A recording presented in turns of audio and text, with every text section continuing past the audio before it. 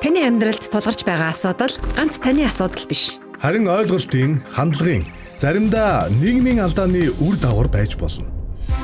Судалгаа 71 нэвтрүүлэг сэтгүүлч судлаач хамтдаа баримт судалгаа, бодит кейсээр тулгуурлан нийгэмд тулгамдсан асуудлыг задлан шинжилж, зөв онцлон шийдэл рүү хөтлөнө. Даваагаас баасан гараг бүр 12 цаг 5 минутаас гэр бүлийн радио 104.5, 84.5 долгион болон гэр бүлийн радио 104.5 пэйж хуудасаар хүрч байна.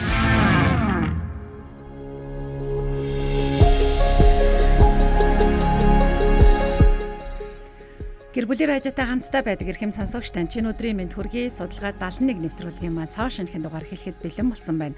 Пүрэв гарагт бид нийгмийн байгууллагуудын судалгаатай нотлохотой их баримттай мэдээж энэний дараа үр дүнг тайлбарлсан. Тэгээд гаргалгаатай эрхэм хүндтэй зочтой урьж оролцуулдаг байгаа. Тэгээд өнөөдөр Хүний эрхийн үндэсний комиссийн гишүүн доктор Инх болт хүрэлцээрсэн байна. Ингээд танд өдрийн мэнд хүргэе. Өдрийн мэнд хүргэе. Та бүхэнд бас ажлын ажил. За баярлалаа. Тэгээд өнөөдөр Хүний эрхийн үндэсний комиссаас жид толгон гаргадаг 25 дахь хэлтгэлийн маань шүүх шинжилгээ ба хүний эрх гэсэн яг энэ хэсгийг бас ярихад бэлэн болсон байна. Тэгээд шүүх шинжилгээ гэж ярихаар хүмүүсийн амьдралд магадгүй арай хол юм шиг тий.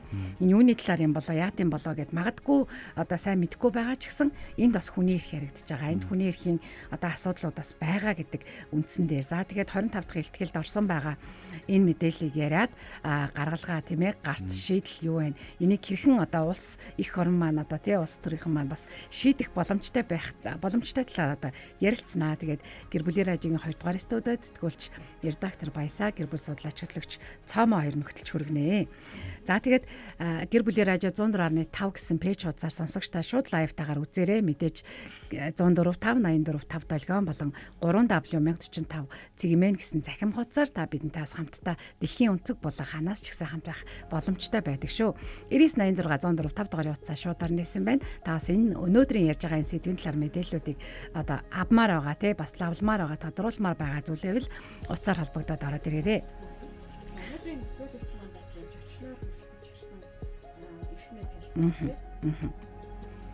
За танилцуулсан байгаа. Сайн сонссон уу?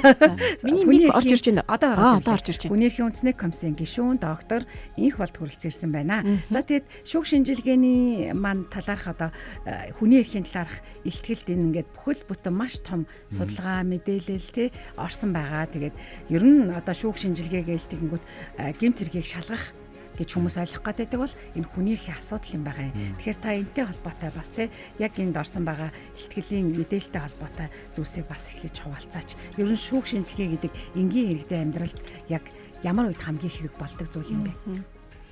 Тэгэхээр шүүх шинжилгээ гэдэг асуудал бол их өргөн хүрээтэй, бас их мэрэгжлийн тэгсэн хэрнээ хүний амьдралын өдөр тутмын үйл ажиллагаанд бол ямарваа нэгэн байдлаар ингэж холбоотой явдаг ийм асуудал байна.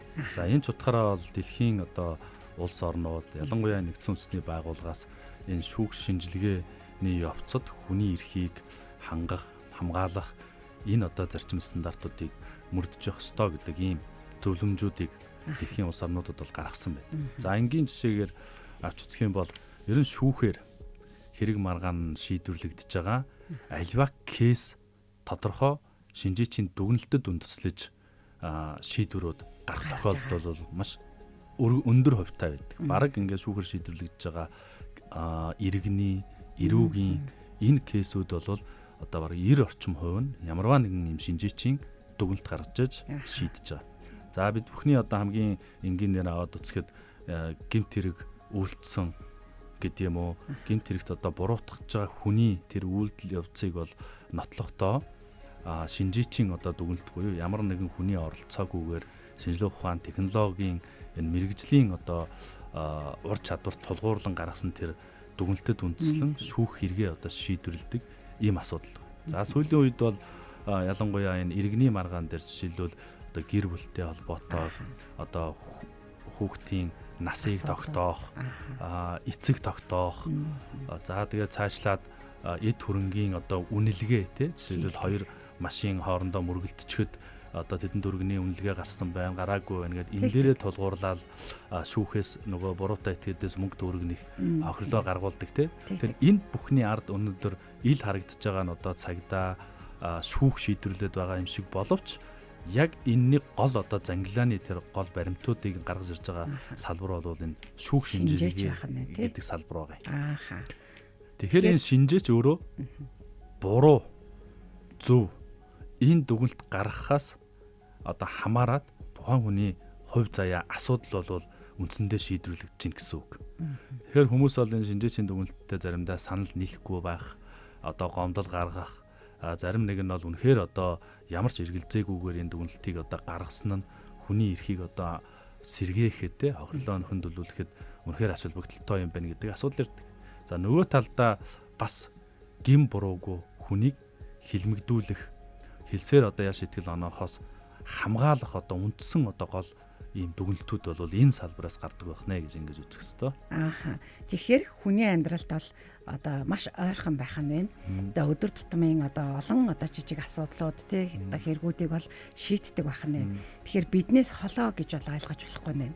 Тэгэхээр яг хүний эрхийн үндэсний комиссаас гаргасан байгаа энэ 25 дахь илтгэлд дурдсан байгаа олон зүйлүүдийг харж байхад бол яг энэ 32 нэгжид бол хяналт шалгалт хийсэн юм байна. Сүүлд 2025-26 онд 1045 орчим мэрэгжилтэн буюу ажилтан, шүүгч, прокурор, мөрдөгч, өмгөөлөгчтэй ярилцлага хийсэн юм байна. Тэгээд яалтчгүй л нэг шинжээчийн дүгнэлт хүний амьдралыг өөрчлөх дүгнэлт байгаа юм бол тэр үнэн бодтой зөв байх гэдэг тий ард иргэж гисэн яг энэ шүүх шинжилгээний талаарх мэдээлэл одоо маш сайн байх нь чухал байгаа даа. Тэгэхээр одоо эргээд одоо охирсон байгаа хор уршигч гэдэг юм уу те ямар зүйлсүүдийг бас энэ илтгэл дурдсан байгаа вэ.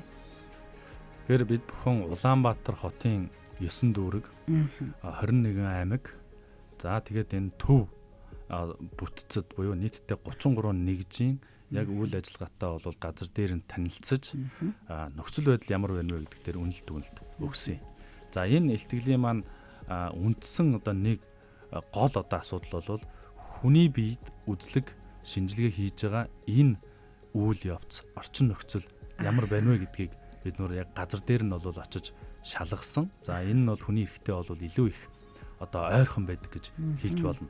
За ингээнээр ярил юу гэдгийг гэр бүлийн хүчирхийлэлд өртөөд зодуулсан, бэртэл гэмтэл автсан ямар нэгэн байдлаар ингээд эрүүл мэндийн хувьд хохирцсон хүн бол ямар гэмтэл тухайн хүнд үүссэн байна вэ гэдгээ шалгуулахын тулд энэ шүүх шинжилгээний байгууллага дээр хамгийн түрүүн очиж байгаа юм. За энэ очиж байгаа орчин нөхцөл маань бол маш өндөр түвшний стандарт шаардлага хангасан тухайн нөгөө хүний нууцлал, аюулгүй байдал, хувийн мэдээлэл, за дээр нь хүний нэр төр, эрхэм чанар дээр эмзэг байдлыг бүрэн хамгаалагдсан ийм орчинд байж ээж нэг талаасаа хүний эрх хангагдана, нөгөө талаасаа нотлого баримт одоо үнэн бодиттой гарна гэж ингэж үздэг. За ингээд энэ хүний бид хийж байгаа үзлэг шинжилгээ гэдэг бол их олон төрөлтөө. За гэмтлийн зэрэгтэй бэртэж гэмтсэн. За хоёрдугаарт нөгөө бэлгийн одоо хүчирхийллийн хохирогч хүүхдүүд гэдэг юм уу насан турш хүмүүсүүдэд одоо үзлэг хийж байгаа тэр орчин. За дараа нь сүүлийн үед орж байгаа бол нөгөө сэтгэл санааны хохирол буюу энэ сэтгцэд учирсан одоо гим хорыг тогтоож байгаа энэ одоо үзлгүүд бол энд хийгддэг байна. За дээр нь хүний одоо биеэс энэ биологийн дээж буюу цус, нус, шүлс гэдэг юм уу эдгэрийг одоо энэ авж байгаа энэ процесс гээд эднэр нь бол хүний эрхийн тийм маш эмзэг ийм асуудлуудыг гаргадаг учраас нөхцөл байдал ямар байна вэ гэдгийг бид нар бол үзэж энэ илтгэлдээ дурдж оруулсан баг. Тэгэхээр нэг талдаа одоо яг тэнд одоо тий өөрийнхөө эрхийг хангуулахын тулд эсвэл ямар нэг асуудалд орсны дараа хүн очиж байна. Нөгөө талдаа тэнд ажиллаж байгаа ажилтнууд байна. Энэ хоёрыг бол мэдээж хоёулангийн аль алилтан тий одоо яг эрх нь хэрхэн хангагдж байгаа юм, ямар зүйлэн зөрчигдөөд байгаа юм, ямар асуудлууд байгаад байгаа юм гэдгийг бол онцгойлж одоо нэлээд судалсан баг. Тэгэхээр энэ хоёр талаас нь бас ярьж өгөөч. За тэгэхээр тухайн одоо үзлэгийг хийх нь бол их одоо нарийн стандарт тогтоосон ийм түрүү миний дурдсан шаардлагатай байх ёстой. За манай одоо хяналт шалгалтын явцад бол за төв буюу Улаанбаатар хотын төвд байгаа хилцс газар бол харьцангуй одоо нөхцөл байдал нь сайн стандартад одоо нийцсэн байх ийм одоо боломж бол байна гэж харж байгаа. Гэтэл энэ дүүргүүд орон нутгуудад бол нөхцөл байдал маш хүнд. Өөрөөр хэлбэл саяын тэр хүн ороод үйлчлүүлэхэд тийм таагүй мэдрэмж төрүүлэх үйс нууцлаа хангаж чадахгүй. За дээр нь тэр нөгөө байгууллагын алба хаагчдад одоо бүрэн дүүрэн итгэх хэсэг нь эргэлзээтэй.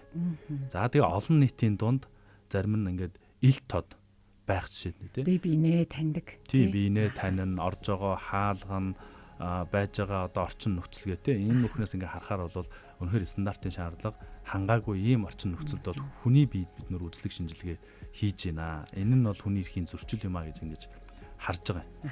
За тэгээд яагаад ийм нөхцөл байдал үүсвэ гэдэг ингээд харахаар энэ шүүх шинжилгээний байгууллагын хүний биед үзлэг хийж байгаа энэ орчин нөхцөл гэдэг бол үндсэндээ эмнэлгийн стандарттай байх хэрэгтэй. Эмнэлэг. Гэтэл орон нутгийн хэмжээнд бол ихэвчлэн зориултын бус байранд. За анхлагдсан, ашиглахаа болчихсон ийм одоо байр барилга савуудаа тэр шүүх шинжилгээний байгууллагад өгчихсөн, шилжүүлээд өгсөн.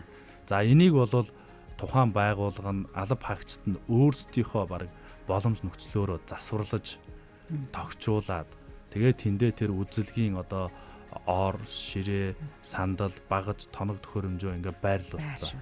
Хүний биеэс авж байгаа тэр биологийн одоо эдис дээжүүдээ хадгалж байгаа тэр орчин нөхцөл нь одоо ийм стандарт юм бос тий. Ийм одоо нөхцөл байдал байна. Тухайлбал жишээлбэл эмэгтэйчүүдийн үзэлгийн орыг зүгээр одоо зориултын бус ийм өрөөндтэй нэг мухарт ингээ тавьчихсан. За үзлэг хийхээр бол наагур нэг хаалт хийж агаад одоо нэг албаагч нь гадаа гараад нэг албаагч нь одоо үзлэгээ хийгээд ингээ явж байгаа шүү дээ. За энэ үзлэгийг авж байгаа тэр хохирогч маань ямар одоо мэдрэмжтэй байх вэ? Итгэх үү? Ер нь энэ шүүх энэ одоо миний асуудлыг зөв шийдэх үгүй юу гэдэг ийм эргэлзээ бол төрдөг талаараа бол хүний эрхийн үндэсний комиссоос нэлээд одоо ярилцлагын явцад бол хилж мэдээлж. Тэр энэ байдал бол өөрөө хохирогчийг дахин хохирох гэдэг нэр томьёо руу бол ордог. Өөрөөр хэлбэл эхлээд нэг хин нэгэн одоо хүний одоо буруутай үйлээс одоо хохирцсан байдаг. За дараа нь эрхээ хамгаалуулан зөрчсөн эрхээ сэргээлгэн гээд төрийн байгууллага дээр яваад очихоор тэр байгууллага нь ямар нэгэн стандартын шаардлага байхгүй. Өөрөө нь одоо хүний нууцлал аюулгүй байдлыг хангахгүй. За тэгээ маш хүүтэн байгаа зарим өрөө. Тэгээ харанхуу нэг давхарт ихэвчлэн. Зарим нь одоо ингээд цонх нь одоо хаалт хамгаалалт байхгүй ч гэдэм үү те. Ийм одоо нөхцөл байдлууд байгаа нь бол үнэхээр одоо тэр хүмүүсүүдэд таагүй мэдрэмж төрөөс дахин охирох юм эрсдлийг бол бүрдүүлдэг байна гэдгийг бол бид бүхэнд үлдээр гаргасан байна. Энэ дээрээс надад нэг юм асуулт төрж байна л та.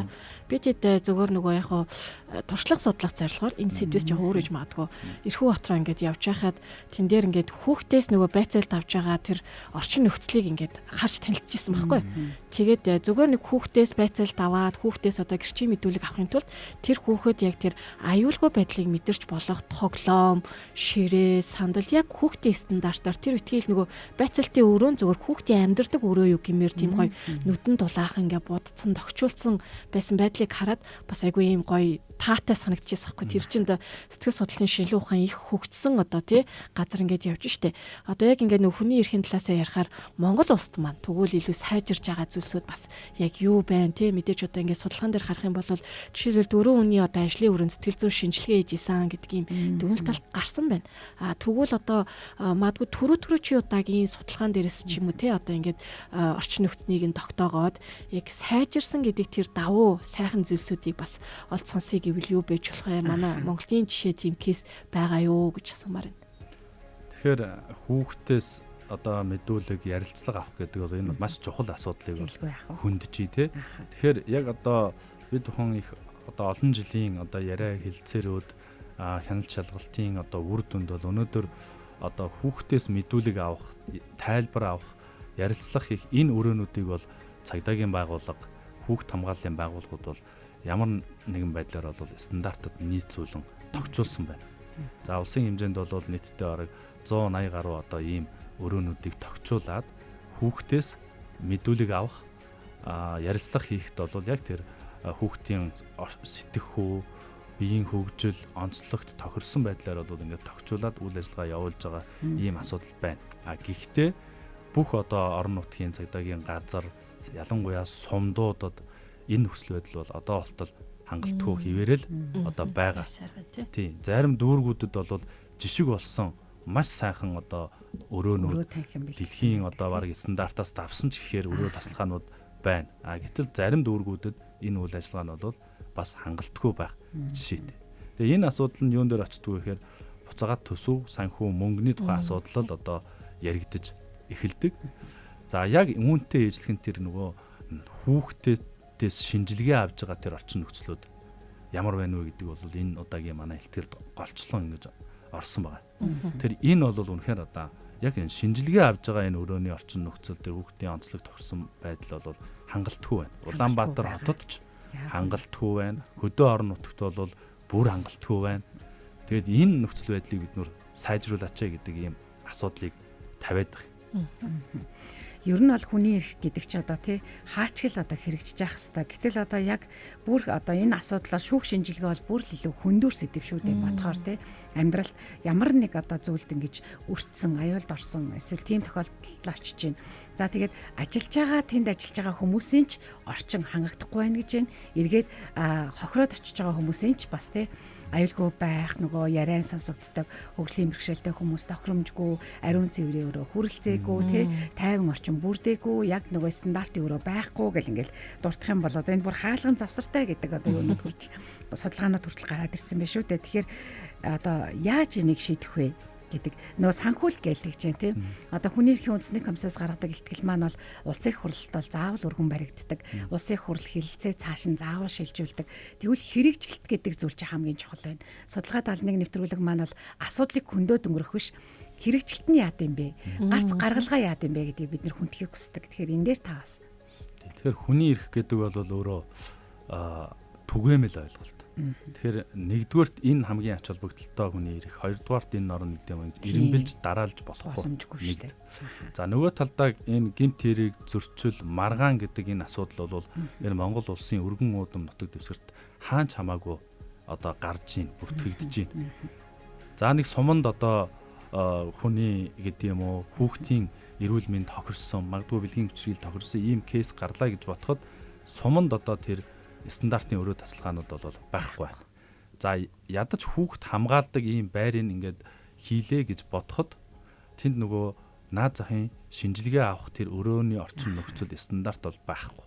Тэр бодит амьдрал ямар байна вэ гэхээр одоо хохирсон хүүхдийг одоо эцгийнх нь юм уу хуулиас нийтлж өмгөөлөгч нь дагуулад хэдэн зуун километр тэр аймгийн төв рүү Улаанбаатар руу цаг заваа зарцуулаад ингэж ирж тэр хохирсныг одоо тогтоолгохын төлөө ийм үйлчилгээ бол ингээд авж байгаа. За тэгээд арайгээд яваад очихоор тэр өрөө нь бол үнэхээр одоо стандартын шаардлага хангаагүй тэр нөгөө бид бүхний яриад байгаа тэр хүүхдэд итгэл төрүүлэх үз ийм нөхцөлөдлийг бий болгоогүй байна гэдэг бол өөрөө хүндээ ямар ээлтэй тогтолцоо байна вэ гэдэг бол эндээс ингээд харагдаж байгаа. Тэгэхээр ер нь бол яг шүүх, прокурор, цагдаагийн байгууллага руу бол ингээд сүүлийн жилүүдэд хангалттай төсөв хөрөнгөний оруулаад юмын шийдэд идэв. Гэтэл яг нөгөө юмны гол зангилга гаргаж байгаа энэ шүүх шинжилгээний байгууллага гэдгээ бол за энэ бол яах вэ гэдэг ингээд нэг хойшоо тавьчихсан тий. За явандаа ингээд шийдэндээ гэдэг болгондоо гэдэг ингээд хойшоо тавьж байгаа нь бол нөгөө хүний эрх түгээмэл байна гэдэг асуудлыг төр үл хайхарж байгаагийн нэг хэлбэр гэж ингээд үзэж болж байгаа. Тэгэхээр мэдээж энэний шийдлүүд бол их олон янзаар бол бид нөр одоо санал тусгаж оруулж байгаа. За нэгдүгürt бол засгийн газрын зүгээс бол бодлогын төвшөнд энэ орон нутаг дүүргийнхаа энэ хүртээмжийг яг сайжруулах энэ орчин нөхцөлийг хүнд ээлтэй болгож одоо тогтцоолох асуудлыг шийдвэрлэхэд бол шаардлагатай энэ хөрөнгө оруулалт болон зохион байгуулалтын арга хэмжээг бол авах ёстой гэдэг энэ асуудлыг засгийн газарт бол хөргүүлж байгаа. За нөгөө талдаа тухайн орон нутгууд засаг дарга нар тухайн нутаг дэвсгэртэй хүний эрхийг хангаж хамгаална гэдээ үүрэг хүлээгээд ингээд байж идэг. Тэгээд тэн дотроо бас зохион байгуулалт хийгээд тухайн одоо орон нутгийнхаа асуудлыг шийдвэрлэх, хөрөнгө оруулалтыг оруулах, хамгийн одоо зохимжтой байр тасалгаанууд руугаа энийг нүүлгэж шилжүүлэх тэ энэ асуудлуудыг бас энэ засаг дарга нар хүлээх үүрэг юм а гэж ингэж үзэж байгаа. Тэгэхгүй болохоор за шүүх шинжилгээний байгууллага бол дээрээсээ ингээ удирдлагатай гэдэг утгаараа засаг дарга нар анхаарал хандуулахгүй орхидог нэг ийм тохиолдлууд байна.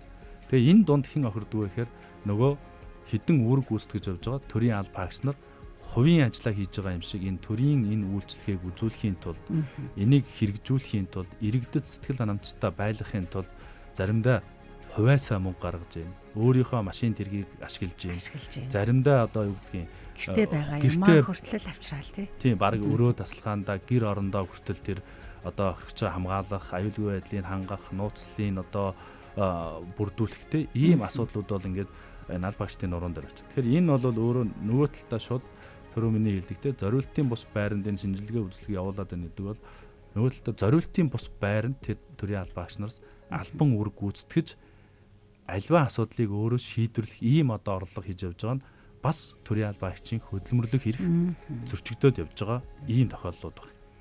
Маш олон эрх зөрчигдөөд байна. Ингээд би ярихаар тий. Одоо жишээлх юм бол зүгээр л хохирогч хохирогчийн эрх зөрчигдөхөөс гадна төрийн аль багчд буюу одоо ажиллаж байгаа хүмүүс маань судалгаан дээр бас ингээд гарцсан байгаа зүйлийг харахаар яг ямар чиглэлээр илүү их юм зүйлүүд ирээд байна гэсэн чинь гэр бүлийн хүчирхийлэл, сэтгэл зүйн дарамт хүртэл ороод ирсэн байна тий.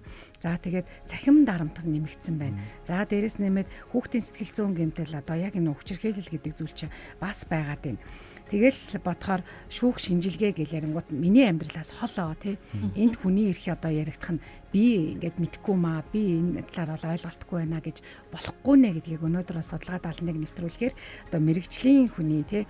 За хийсэн судалгаатай, баримттай, шалгалттай, тоо баримттай мэдээллийг бид бас хүргэж байгаа. Тэгэхээр ер нь бол Монголд яг шударгаар шүүлгэх эрх гэдэг энэ зүйлийг ярих юм бол яг аль чиглэл дээр хамгийн их хүний эрх бас зөрчигдөөд байна. Эхлээд бол тэнд очиод одоо бараг л нөгөө нэг тэр асуудлуудаа шийдвэрлэхэд эрхэн зөрчигдөж байна. За тэгвэл яг нийгэмдэр энэ эрх нь ингэж гин гэд ирээд шүүх шинжилгээнд дээр аль нь илүү зөрчигдөөд байна.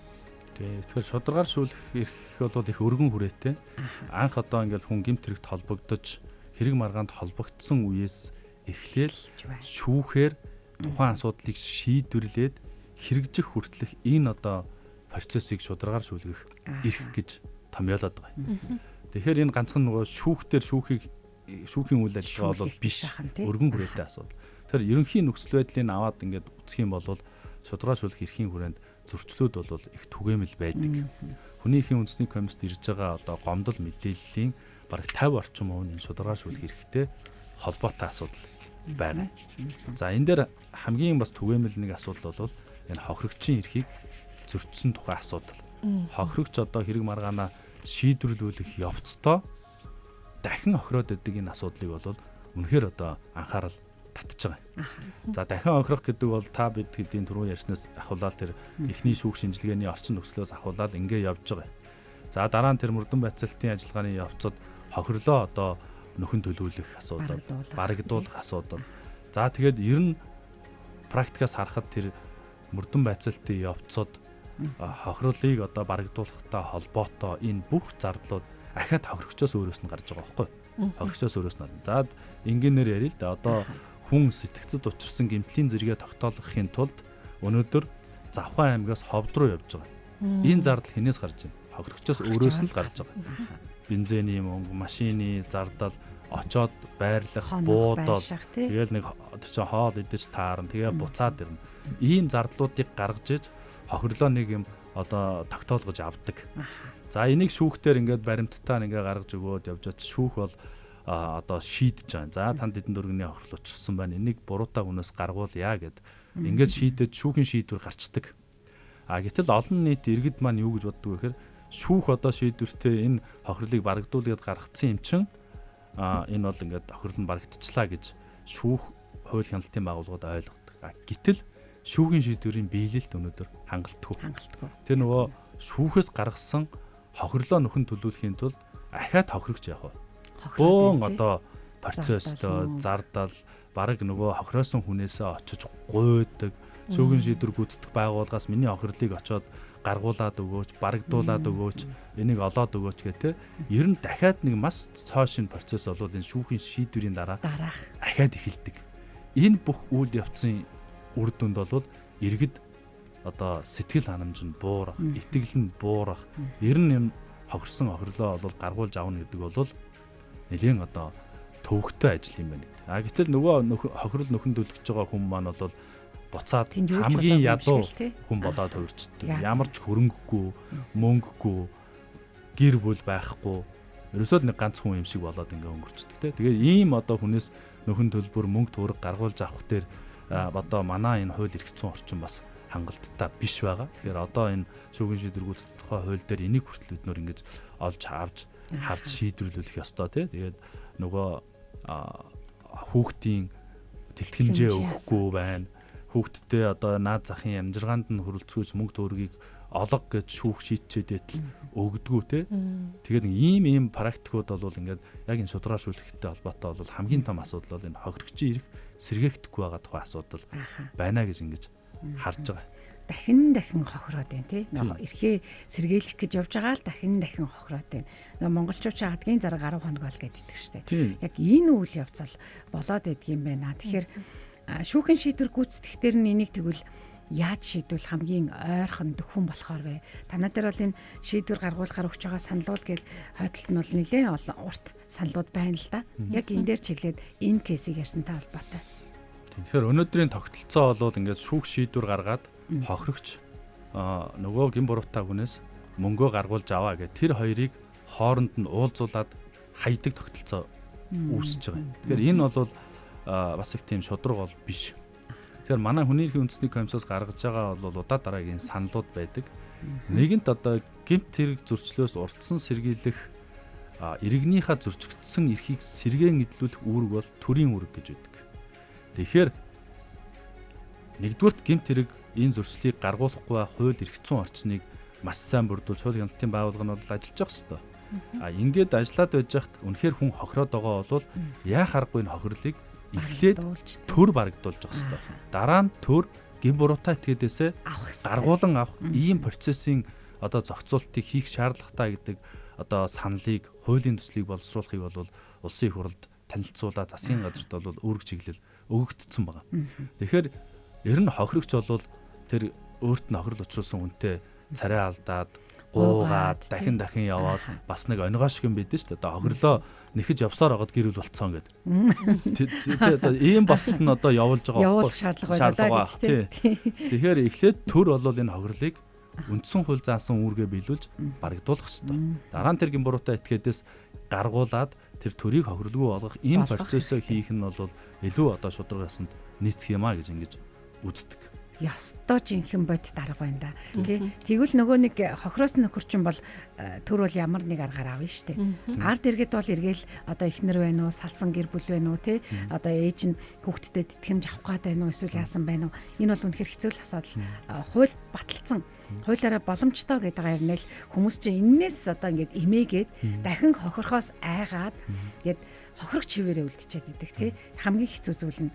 За дараагийн нэг зүйл болохоор шинжээчд буюу нөгөө төрийн албан хаагчид маань хит ачаалтаа ажилтдаг, ажлын орчин бүрдээгөө гэд энд 26 оны байдлаар болохоор 836 орон тооноос 758 хүн ажиллаж байгаа юм байна. 105 хүнээ дутагдaltaй байгаад байгаа юм байна гээл тий. Энэ бол мэдээж ажлын ачаалал шүү дээ. Эргээд бас хүний эрхийн зөрчил шүү дээ. Тий.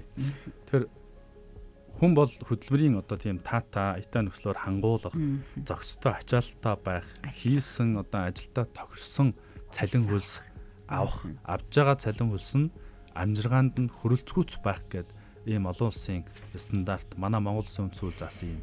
За энэ асуудлууд бол энэ шүүх шинжилгээний салбар дээр бол бас зөрчигдөж байгаа юм. Хөндөгдөж байгаа юм. За яагаад хөндөгдөж байна вэ гэхээр ер нь орон нутагт те. За нэгдүгээр тэр байр савны нөхцөлтэй холбоотойгоор одоо ажлын таатай орчин нөхцөл бүрдэхгүй байна. За магадгүй одоо үйлчлүүлэгч бол орж ирээд нэг цаг үйлчлүүлээд гараа явж байгаа бол албаагч бол тэнд 24 цагаар ингээд байнгын сууж ажиллаж байна. За тэгээ нөгөө өрөөндөө болоо тогтмол суугаад ингээд байхгүй нөгөө хэрэг гарна. Тэр хэрэг рүү дуудлагаар очиж яг хэргийн газар дээр юу болж вэ гэдгийг одоо үүсэх, баримтжуулах, тэгээ зураг хөргөө авах энэ дээрээ үндэслээд үнэлтэд гаргана шүү дээ. Гэвтэл тийшээ хүрэлцэн очиж байгаа өөрсдийнх нь тээврийн хэрэгсэл нь хангалтгүй, аюулгүй байдал нь муу. Бас мөн одоо орон нутгаас агтлагдсан тээврийн хэрэгсэл, хугацаанд дууссан ийм тээврийн хэрэгслүүдийг одоо өгөх. За тэгээ эн чинь хэргийн газар гэдэг бол хүн нас орсон янз янзын ингээ асуудлууд байна те. Тэр нөгөө нас орсон хүнийг одоо тээвэрлэх олон ийм тохиолдол гарсан бол хэрхэн авчрахгүйгээд энэ бүх зохицуултын асуудал бол буцаад энэ төрийн албаагчийн одоо хүлээх үүрэг нуурын дээр очиж байгаа юм хариуцлага болж хувирж байгаа. За нөгөө талаасаа энэ шинжээч гэдэг маань хин юм бэ гэхээр энэ хараат ус хамгийн тусгай мэдлэг эзэмссэн ийм хүн байж тэр шинжилгээ ухааны арга зүйд тулгуурлаж дүгнэлт гаргана шүү дээ. Үндэслэлтэйгээр шударга. Гэтэл энэ нөгөө хараат тус байдал нь бол үнэхээр энэ орон нутгийн хэмжээнд алдагдсан байна. Цагдаагийнхаа машиныг гуйж явж гин. За цагдаагийнхаа байран дотор үйл ажиллагаа явуулж гин. Засаг захиргаа буюу төрийн захиргааны байгууллагын конторуудад олдож байгаа өрөөнд дотор нь үйл ажиллагаагаа явуулж гин тий. Энэ тэгээ явандаа жоохон таалагдахгүй бол манай байрнаас гараараа яваараа үнгүү байлгаж байгаа шүү ч гэдэм үү. Ийм одоо хөөх туох ийм дарамтууд үүсгэн. За энэ мэтчлэнгээр бол ингээд нөгөө хараат бус буюу энэ шинжээчч бол хүнтэй уулзах эсэх байхгүй. Яг ингээ ганцаараа тэр байдалд одоо үйл ажиллагаагаа явуулж байгаа шүү дээ. За энэ хараат бус байдалтай холбоотойгоор юу яригдвэ гэхээр цалин хүсний асуудал яригддаг. Үнэхээр одоо хуулиар бүх үйл ажиллагааг нь хязгаарлалцсан. Зөвхөн та ажиллаа хийн өөр ажилд оролцож болохгүй гэдэг. Төрийн албаа авч учраас тийм. Дээр нөгөө хараат бус шинжилгээ гэдэг юм чи өөрөө мөрдөгчөөсөө, шүүгчээсээ, прокуророосоо за зарим нь одоо юу гэдэг орон нутагт жоохон мөнгөтэй төрөхтэй хүмүүс шинжилгээн дээр ороод ирэхээр наад өгнөлтөө ингээ гаргаад өг миний дүү тэгээ гаргаад өг гэдэг ингээд нөлөөлөгч орлогууд бас байдаг гэж байна.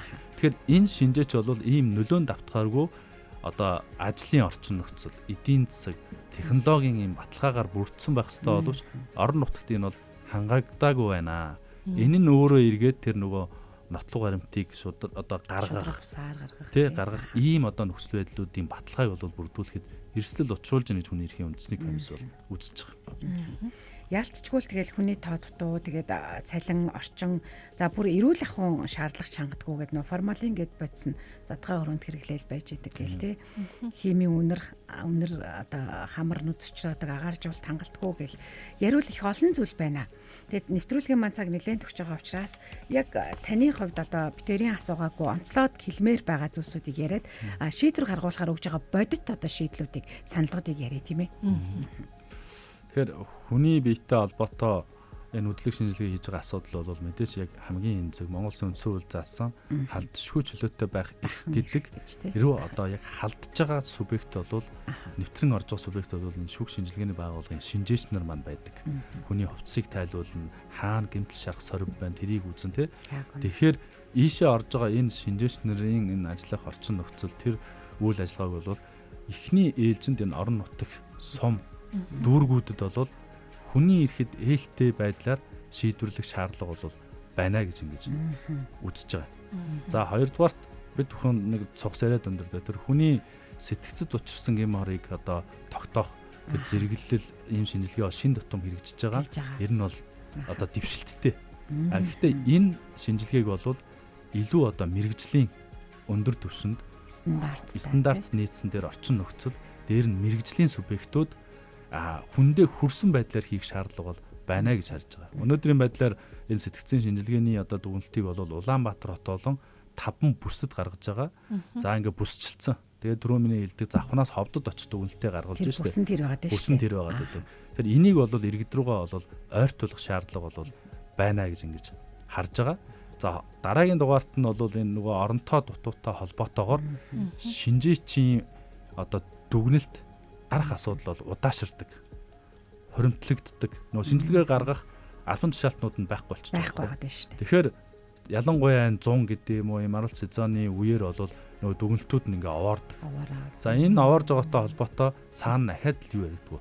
Хүний эрхийн зөрчил хохирогч нөгөө хэрэгээ шийдвэрлэхэд хүлээгээд байж байгаа энэ асуудлууд бол одоо анхаарал татж байгаа. Тэгэхээр энэний хүртээмжийг бол бид нөр нэлээд одоо сайжруулах шаардлагатай хүний нөөцийг бүрдүүлэх ёстой гэдэг ийм асуудал яригдана. За 3 дугаарт дараагийн дугаарт нь бол улсын хурлаар шийдвэрлэх асуудал. Энэ шинжээчдийн хараат ус байдал, эдийн засгийн баталгааг бол бүрдүүлж ээж хамгийн шилдэг салбарын тэр сайн мэргэжлэнүүдийг энэ ажиллагаа руу татан оруулж ээж бидний үйл ажиллагаа чанартай эргэлзээгүй явагдах юм байна гэдэг энэ асуудлыг бол ярьж байгаа. За тэгээд дараагийн нэг асуудал үнэхээр одоо бас монголчуудын дунд байдаг хүний нэр төр эрхэм чанар бол одоо нас орсны дараа ч гэсэн ингээд өргөлжилдэг тий. Тэгэхээр энэ шүүх эмнэлгийн тэр туслах ажилтан шинжээч эмчнэр маа гэдэг хүмүүс бол одоо тэр нөгөө моорогт ажиллах ийм шаардлага гардаг. Тэр энэ орчин нөхцөлийг бас нэлээд одоо анхааралтай авахгүй болвол энийг үндсэндээ ингээд бас анхаарлын төвийн гадуур орхигдсон ийм одоо асуудал байна гэдгийг бид хөндөж гаргаж ирж тавьж байгаа. За дээр нь энэ стандартын тоног төхөөрөмжүүдийг энэ орон нутг руу бол бүрдүүлэх шаардлага байна.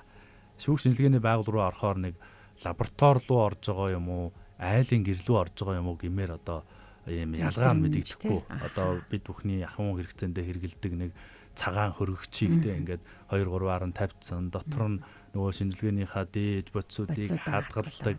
За тэгээд нөгөө хүний биеэс авсан биологийн дээж энэ архивуудаа те нэг баахан барины шилэнд хийгээд хамаагүй ингээд тавьчихсан. Энэ дээр нь хүний нэр усыг ингээд бичээд нууцлал энэ төр байхгүй ингээд өрөөд тавьчихсан байгаа нь энэ асуудлуудыг хүртэл бид нөр шийдэх шаардлага бол байна гэж ингэж харж байгаа. Ингэжээж нөгөө шударгаашуулах эрх маань хангагдах юм. Тэгээ бас шударгаашуулах эрхийн нэг одоо энэ шүүх шинжилгээг яагаад яриад байна вэ гэдэг нэг гол өнцөг бол ер нь альва хэрэг маргааныг нотлохдоо шийдвэрлэхдээ гэнт хэрэгт одоо холбогдсон болон хохирсон хүмүүсүүдийн оролцоогүйгээр нотлож чадчихвэл энэ бол хүний эрхийг бодиттойгоор хангаж чадж байна гэж ингэж үзэх хэрэгтэй. За альва хүнийг оруулаад ирэхээр юу үүсдэггүй гэхээр нөгөө мэдүүлэг авахаар алавдах, хуурах, сүрдүүлэх гэдэг нөгөө эрүүдэн шүүлтийн асуудлууд маш их гарч ирдэг. Тэр энэ эрүү шүүлт яагаад гараад байна вэ гэхээр өнөөдрийн хүртэл бид нөр энэ хэрэг маргааныг шийдвэрлэдэг энэ арга барилтай технологи, шинжилгээ ухааныг нэг номерт тавьж одоо шийдвэрлэх энэ хандлага дутмаг дандаа хүнтэй ажиллаж хүнээс мэдүүлэг авах гэж.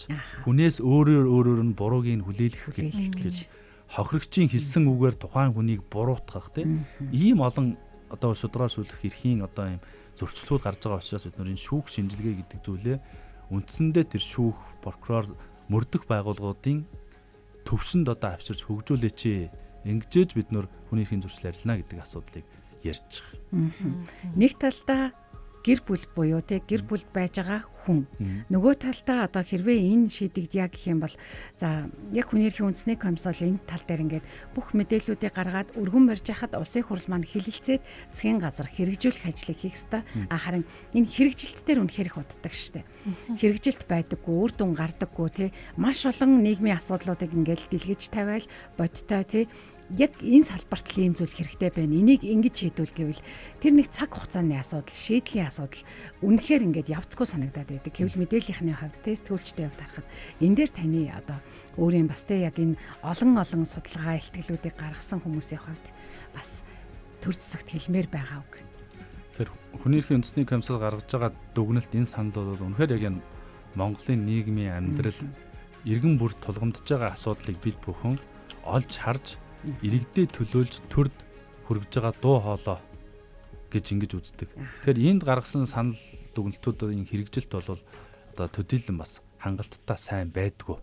За бид бүхний ингээд судалгаагаар бол нэг манай гаргасан дүгнэлтийн одоо нэг биелэлт бол нэг 60 орчим хувьтай. 60 орчим хувьтай. За энэ 60 орчим хувь гэхээр одоо юу гэдгийг 50-аас дээш хувь байж тээ гэдэг ингээд бас дажгүй байна гэдэг ингээд одоо хариу яриад байдаг. Гэтэл энэ яг юу нэм хэрэгжилт сайн байна вэ гэхээр зөвөр одоо ингээд нэг юм зохион байгуулалтын шинжтэй ажлуудыг хийчих, нэг газрыг нөгөө газар руу шилжүүлэгч гэдэг юм уу? Эсвэл нэг хуульд одоо нэмэлт өөрчлөлт оруулах гэдэг юм те. Энэ асуудлууд нь биелэгдээд идэг. Гэтэл яг тогтолцооны шинжтэй үнэхээр одоо асуудлыг өглөөргаар нь шийдвэрлэх ийм одоо асуудлууд бол огт шийдэгдэхгүй хэдэн 10 жилээр явдаг. Тухайлбал түрүүн та битүүрээ ярьдаг тэр хохирлыг одоо барагдуулах асуудлыг эхлээд төр хохирогчийнхаа хохирлыг барагдуулах, дараа нь буруутай этгээдээс гаргуулж авах ба энэ тогтолцооны хууль эрх зүйн орчныг бол бүрдүүлэх ёстой. Энийг бүрдүүлж ийм зүйл гаргуулахгүй төлөө төр бол яг анхаарал хандуулж ингэж ажиллана. Тэгэхгүй бол өнөөдрийг хүртэл яг ингээл хохирогч буруутан хоёрыг тулгаад хайдаг энэ тогтолцоо. За дараагийн асуудал өнөөдөр энэ хөрөнгө оруулалттай холбоотой энэ шүүх шинжилгээний байгууллагыг яаж нэг номер руу бусад байгууллагуудтай энэ тэнцүү байлгах вэ гэдэг энэ дээр бол нэлээд бас бодлогын тогтолцооны асуудлууд яригдана гэж бодож байгаа. Энэ дээр зөрөгтэй одоо шийдвэр гаргахгүй бол энд олон мянган хүний эрхийн асуудал яригдж байгаа. Тийм. Тэгээ ганц статистик ярил л да. Зүгээр энэ жилд одоо шүүхээр бол дунджаар нэг гэр бүл цуслаж байгаа хүмүүс хэд байгаа юм.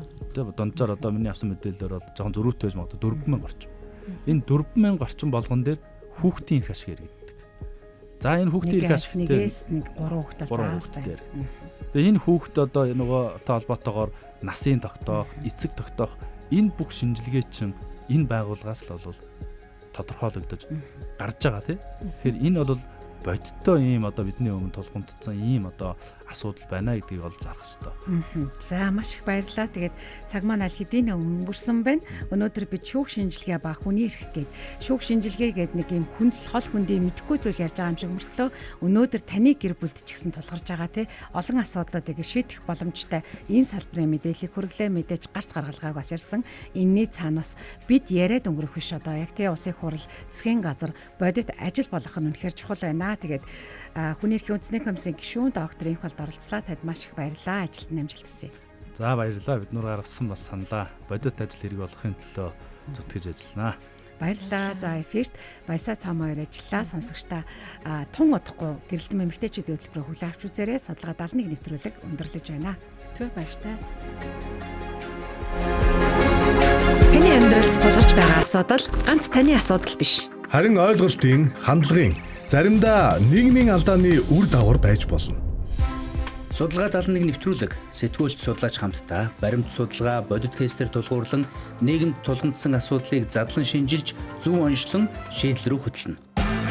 Даваагаас баасан гараг бүр 12 цаг 5 минутаас гэр бүлийн радио 104.5, 84.5 долгион болон гэр бүлийн радио 104.5 пэйж хуудасаар хүрч байна.